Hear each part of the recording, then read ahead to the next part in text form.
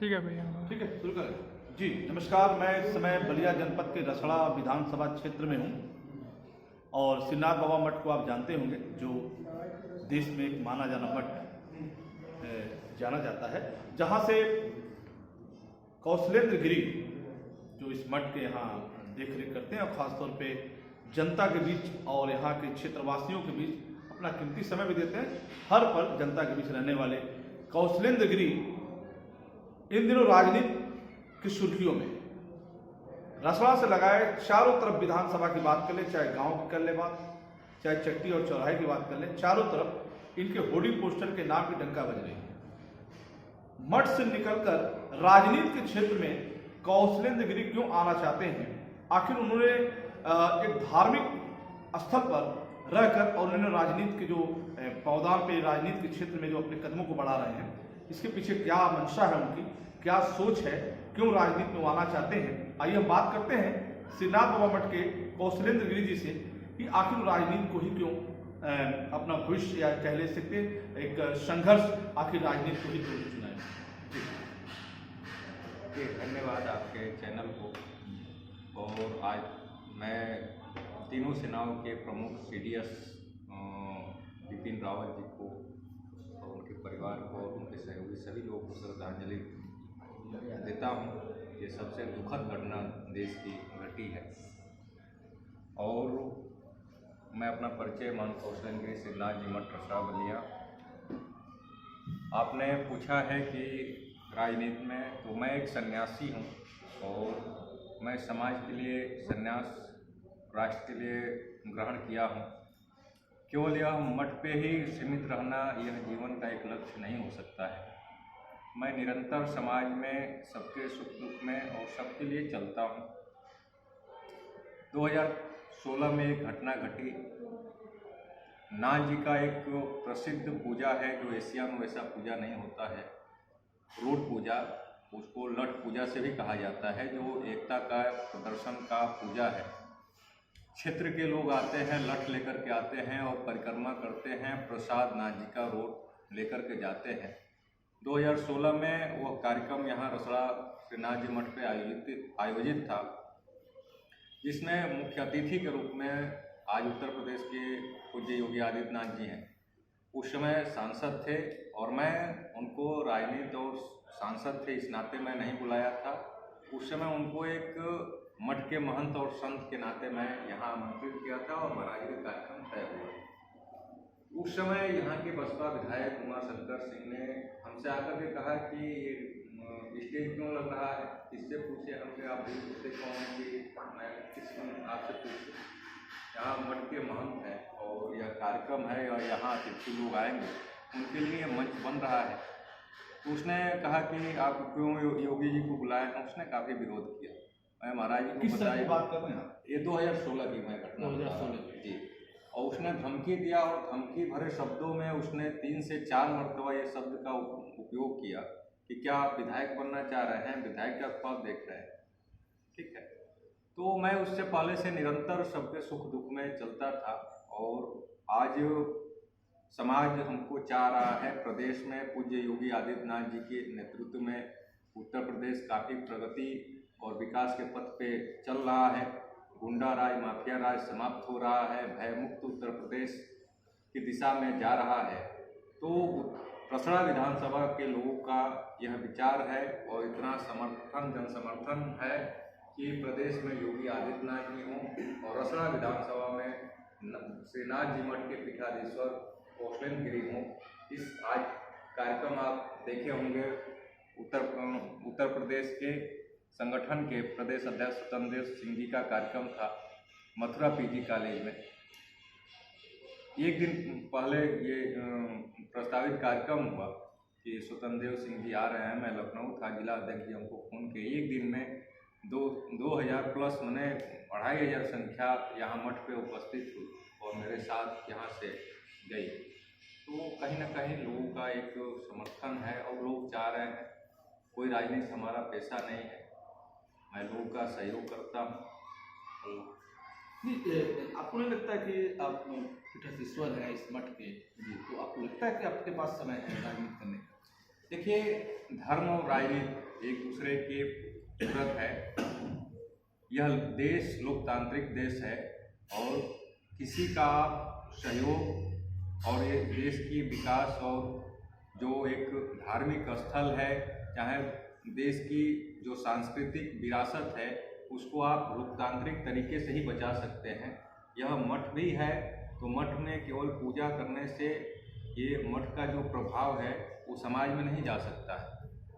मठ से सामाजिक स्तर पे कार्य हों विद्यालय के माध्यम से, और जो दबे कुचले लोग हैं जो समाज से उपेक्षित हैं उनको कैसे समाज के ऊंचे पौधान पे लाया जा सके, तो यह केवल मंदिर पे बैठ कर के नहीं हो सकता है, ये समाज में चल कर के हो सकता है।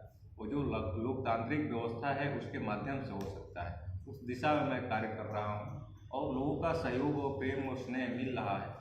तो मैं ऐसे भी तो हो सकता है, चूँकि प्रदेश में योगी सरकार है, खासतौर पे आप भी योगी के बहुत करीबी हैं, मुख्यमंत्री के बहुत करीबी हैं जी, और आपको नहीं लगता कि मैं जो भी समस्याएं हैं, चाहे जनता की हो चाहे जो भी हो, हम सीधे माननीय मुख्यमंत्री से बात करके हल करा सकते हैं? नहीं, मैं कराता हूँ। आज रसड़ा विधानसभा 10 सालों से बसपा का विधायक यहाँ है। आप पूरे विधानसभा में किसी भी ग्राम सभा में आप चले जाइए, किसी विधायक निधि से ये कार्य नहीं हुए हैं। रसड़ा में विकास हुआ है, 3 चौराहे बने हैं, वो भी 10 सालों में कंप्लीट नहीं हुआ है। प्यारेलाल चौराहे पे शौचालय बना है कागज में, लेकिन धरातल पे नहीं है। यात्री सेट बना है शौचालय कागज में, धरातल पे नहीं है। जिस अभी कॉलेज में कार्यक्रम था, मेरे पास उस किस्मत का लिखा हुआ पत्र है और सरकार के बुकलेट में है, वहाँ भी शौचालय बना है कागज में, धरातल पे नहीं है। तो आप कैसे ये कर सकते हैं? सवाल ये है कि सरकार आपकी है, आप सरकार में हैं जी, और आपने बताया कि कागज पे कुछ और है, धरातल पे कुछ नहीं है। नहीं, हम लोग लगे हैं, संघर्ष कर रहे हैं। मेरा सवाल पे आता है जी, तो जब वास्तविकता को आप जान रहे हैं जी, फिर भी कोई कुछ नहीं हो रहा है? नहीं, ऐसा नहीं है। देखिए, जनता भी जान चुकी है, जनता में आक्रोश है। और उमाशंकर सिंह की कंपनी ब्लैक लिस्टेड हुई थी, उनका विधान परिषद का सदस्यता भी पिछली बार ब्लैक लिस्टेड हुआ था। इन पे खुद भ्रष्टाचार का केस चल रहा है और जानते ही हैं आज का जो समाज है। तो यह आने वाला 2022 में रसड़ा विधानसभा की जनता स्वयं उसका रिजल्ट देगी। सवाल ये है कि जैसा आपने कहा कि ब्लैक लिस्टेड, फिर उन्होंने कहा कि काली सूची में विधायकी भी खतरे में आई जी, उमाशंकर जी की आपने जिक्र किया जी, तो वही उमाशंकर सिंह इस समय आपके मुख्यमंत्री के क्षेत्र में गोरखपुर में जी विकास की गंगा बहा रहे हैं। नहीं, ऐसा नहीं है। सरकार जो पहले के कार्य हैं, देखिए, मुख्यमंत्री जी कभी बदले और उस विचारधारा से वो कार्य नहीं करते हैं, वो निष्पक्ष राजनीति करते हैं। और सन्यासी जो होता है और वो निष्पक्ष किसी भेदभाव के साथ कार्य नहीं करता है। वो राजनीति सन्यासी और धर्म का पेशा, महाराज का पेशा नहीं है। वो उत्तर प्रदेश को एक उत्तम प्रदेश बनाने की दिशा में कार्य कर रहे हैं। जो पुराने कार्य थे, वो जो पिछले समय में उमाशंकर सिंह भ्रष्टाचार के माध्यम से और उस तरह से कराते थे, और कहीं ना कहीं कुछ सुधार उधर के कार्यों में कर रहे हैं, और जो पिछले कार्यों स्वीकृत हुए थे वही कार्य हो रहे हैं। चलिए, एक सवाल और, अभी आपने कहा कि विकास के क्षेत्र में रसड़ा बहुत पीछे है जी, तो आप विधायक को सीधे सीधे उसी मानते हैं, लेकिन सरकार को आप नहीं मानते?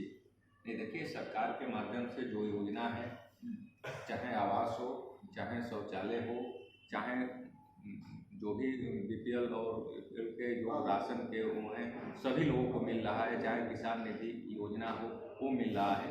लेकिन अभी रसड़ा में 2 चीज़ें हैं जो कम विधानसभाओं में होती है। हमारे यहाँ कताई मिल है, चीनी मिल है। चीनी मिल चालू हो सकती है, आप विधानसभा में आवाज़ उठाइए। कताई मिल है, कताई मिल चालू नहीं हो सकती है, लेकिन वहाँ और उद्योग लग सकते हैं, जो कि रसड़ा विधानसभा के युवाओं को और क्षेत्र के अगल बगल के लोगों को रोजगार मिल सके। यहाँ अगर चीनी मिल चालू हो सकती है, यहाँ किसानों को काफ़ी फायदा होगा। ये कौन उठाएगा? जी, आपने एकदम सही कहा कि किसानों के हित में चीनी मिल चालू हो सकता है जी। विधायक नहीं चाहते वो सदन में उठाए जी, नहीं उठाए वो बात की बात है, लेकिन सरकार किसकी है? अगर वो चाहते, आज चाहते, अभी चाहते तो मिल चालू होते, मेरा जो अपना मानना है। देखिए, सरकार पूरे उत्तर प्रदेश में कार्य कर रही है।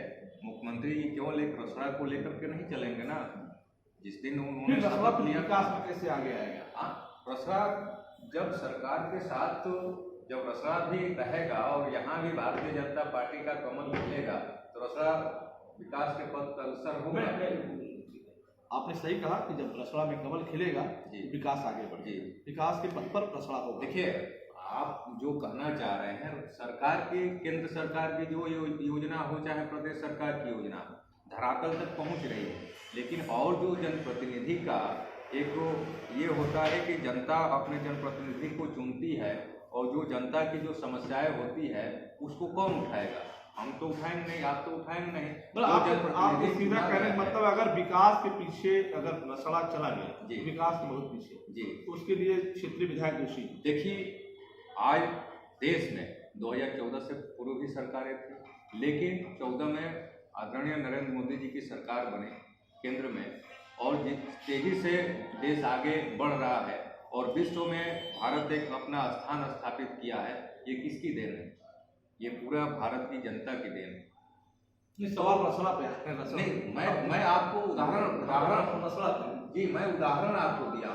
जनप्रतिनिधि पे ही ये होता है कि आपकी विधानसभा की क्या समस्या है, तो जनता की समस्या जनप्रतिनिधि अपने हाउस में उसको उठा सकता है, उसका समाधान करा सकता है।